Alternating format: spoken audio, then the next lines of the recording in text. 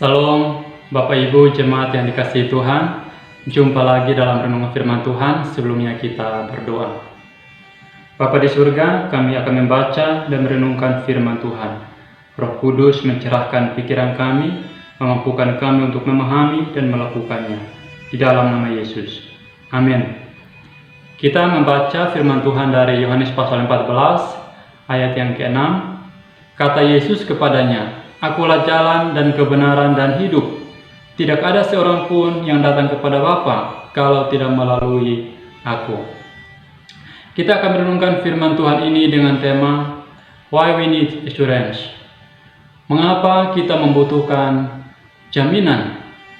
Bapak Ibu jemaat yang dikasihi Tuhan, kalau seseorang mau melakukan perjalanan keluar pulau dan harus menggunakan transportasi udara atau transportasi laut, maka yang dibutuhkan sebagai jaminan adalah tiket. Tiketlah yang menjadi bukti bahwa dirinya telah menyelesaikan administrasi, baik berkaitan dengan identitasnya, baik berkaitan dengan pembayaran, dan dirinya layak untuk menempuh perjalanan sampai kepada tujuan. Tanpa tiket maka mustahil orang bisa sampai kepada tujuan. Nah, Bapak Ibu Saudara yang dikasihi Tuhan, begitu juga dengan kehidupan kita sebagai orang percaya. Dunia hanya tempat persinggahan, tempat sementara waktu untuk mempersiapkan perjalanan hidup kita selanjutnya.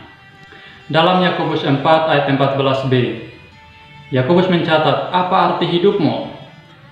Hidupmu itu sama seperti uap yang sebentar saja kelihatan lalu lenyap." Artinya kehidupan kita di dunia hanya sementara waktu. Berarti ini bukan tujuan hidup kita.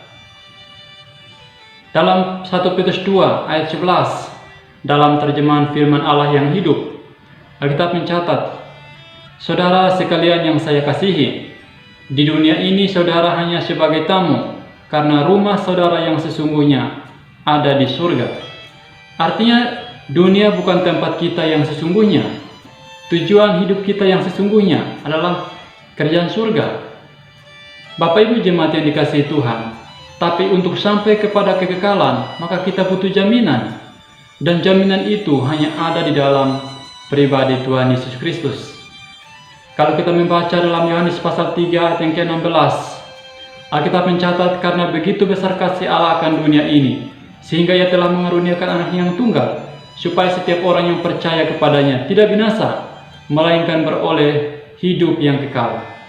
Bapak Ibu Saudara yang dikasihi Tuhan, Bapa mengasihi dunia yang sudah terdistorsi oleh dosa, yang jauh dari hadapan Allah, dengan memberikan Anaknya yang tunggal menjadi jaminan bagi setiap kita, memberikan Anaknya sebagai jaminan untuk mengampuni segala dosa kita. Dan kalau kita membaca dalam Yohanes pasal 14 ayat yang ke-6, "Akulah jalan dan kebenaran dan hidup. Tidak ada seorang pun yang datang kepada Bapa kalau tidak melalui Aku." Ini kata Yesus. Ini berarti bahwa tidak ada jaminan yang lain yang membawa kita sampai kepada kekekalan.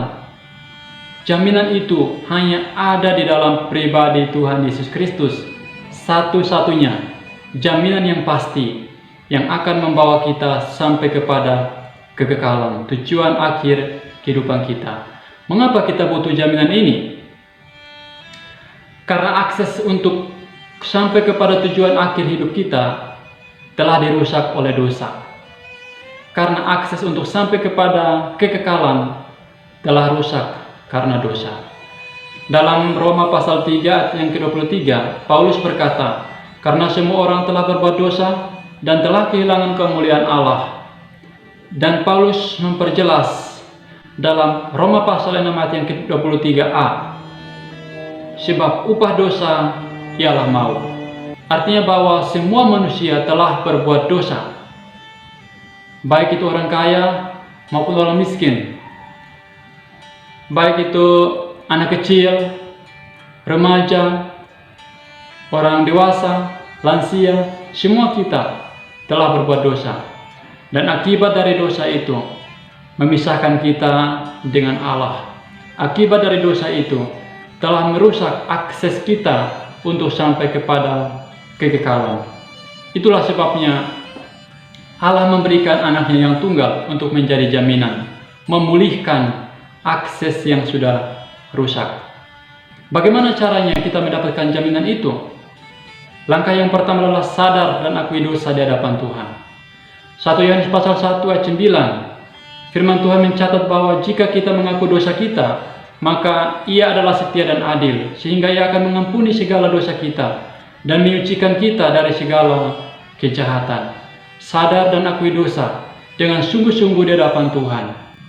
Sebab Dia adalah Allah yang Maha Tahu, yang dapat melihat sampai kedalaman isi hati kita, dan tidak ada dosa yang tersembunyi di hadapan Tuhan. Langkah yang kedua, percaya bahwa Yesus adalah Tuhan yang datang dari sorga, jadi manusia, masuk dalam penderitaan yang hebat, mati di kayu salib, untuk menanggung segala beban dosa kita, untuk mengampuni segala dosa kita, dan bangkit sebagai tanda kemenangannya atas maut, naik ke surga untuk menyediakan sebuah tempat yang indah bagi kita yang percaya kepadanya. Langkah yang ketiga adalah buka hati dan undang Yesus masuk dalam hati sebagai Tuhan dan Juru Selamat pribadi. Dalam Yohanes pasal 1 ayat 12, semua orang yang menerimanya diberinya kuasa supaya menjadi anak-anak Allah, yaitu mereka yang percaya dalam namanya. Setiap kita yang percaya dan menerima Yesus sebagai Tuhan dan Juru Selamat, maka kita diadopsi menjadi anak Allah. Kita diadopsi menjadi milik Allah selamanya. Dan kapanpun kita meninggalkan dunia yang sementara ini, kita akan sampai kepada tujuan akhir kehidupan kita di dalam kekekalan bersama dengan Bapa dalam kerajaan surga. Maka pastikan Bapak Ibu Saudara dikasihi Tuhan, jangan menghidupi sebuah kehidupan yang sia-sia, tetapi maknailah kehidupan yang sementara ini untuk mempersiapkan kekekalanmu. Kita berdoa. Bapa di surga, kami mengucap syukur untuk firman-Mu. Kami sudah selesai membaca dan merenungkan firman-Mu. Kiranya Roh Kudus menolong kami supaya melakukannya. Di dalam nama Tuhan Yesus, kami berdoa dan kami mengucap syukur. Amin. Demikianlah firman Tuhan. Sampai jumpa dalam renungan selanjutnya. Tuhan memberkati.